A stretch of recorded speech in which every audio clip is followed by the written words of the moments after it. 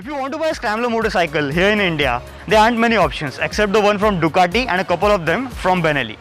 But considering the price points at which they are offered, we can clearly tell why there are not many on the Indian streets. But now, Bajaj has tried to change the situation by introducing a completely new brand in the Indian market and a couple of new bikes in the same category. That new brand is of course Husqvarna, and the new scrambler motorcycle is the SWAT Pilot 250. So, hey guys, what's up? I'm Sriniket. You're watching my YouTube channel Sri Productions, and today let's check out the all-new Husqvarna SWAT Pilot 250. Let's get started.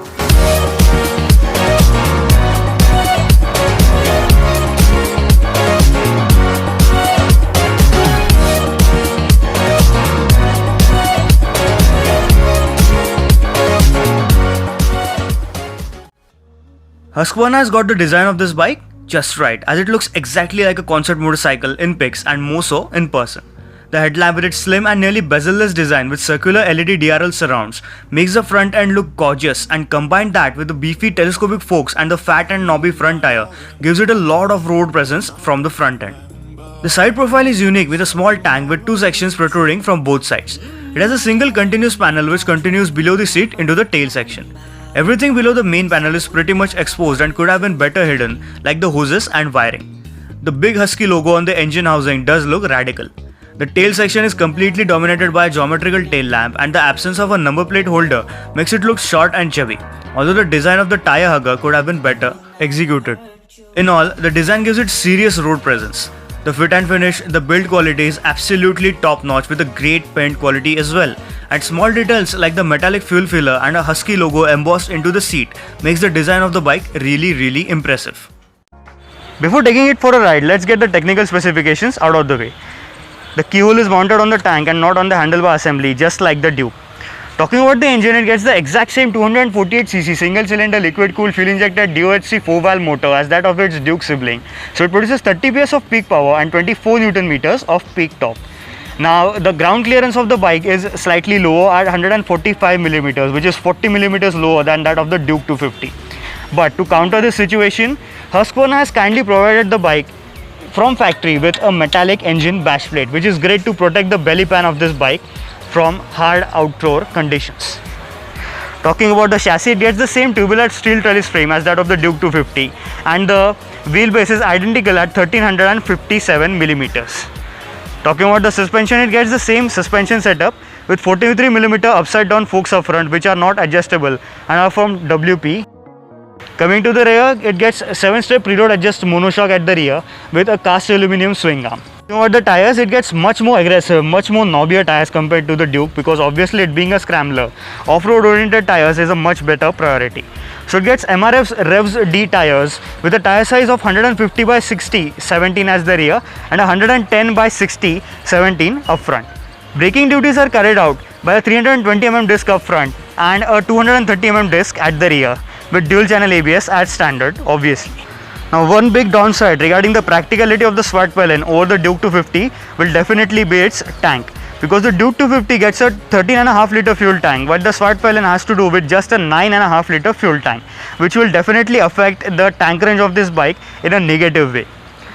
But in all, mechanically this is a very convincing package, considering the fact that it's quite a bit affordable compared to that of the Duke 250. Let's check out the SWAT Pilot 250's exhaust note now.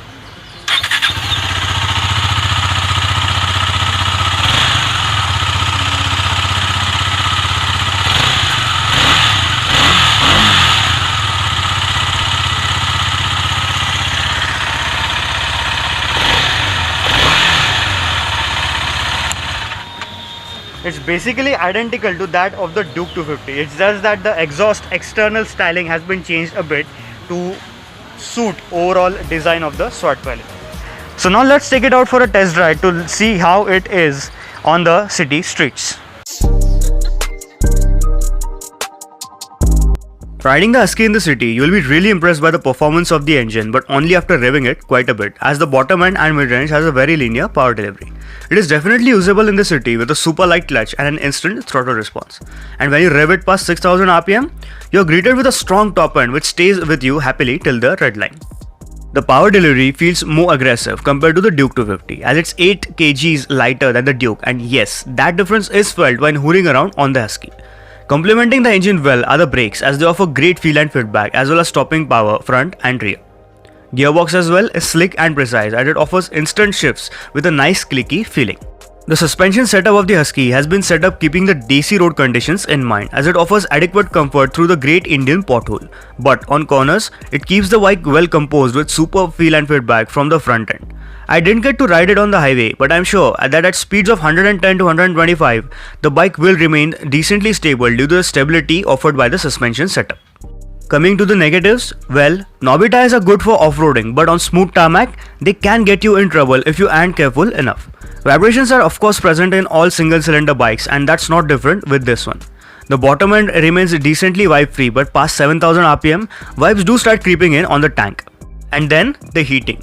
The single continuous panel below the seat and the knee recesses does get warm even after short city stints, and considering the whole engine is exposed, it will throw some heat on the rider's legs after longer rides. The seat is pretty narrow with moderately stiff cushioning, so on long rides, you will definitely need a gel seat. And then comes the foot pegs. The foot pegs are placed just below you and they definitely hamper your legs while crawling at slow speeds, which means that you need to spread your legs out to maneuver it in parking spaces. The side stand has been placed below the foot peg, so using it can get tricky at first, but after being familiar with it, it will definitely be easy to use. And then the biggest con of them all is the ground clearance. A figure of just 145mm just isn't adequate, especially for a scrambler type motorcycle, and it will create rubbing issues even in light off-road conditions. In conclusion, the Swart Pylon is a really enjoyable bike to ride in the city and will be a great tourer as well. And considering the fact that it has been priced similar to that of the Duke 200 makes the deal even sweeter. So that's pretty much it from my side. Special thanks to KTM Aurangabad for providing me the bike for review. Contact details are in the description down below. Don't forget to hit that like button and subscribe to the channel right away for plenty more videos to come. Thanks for watching. I'll see you next time.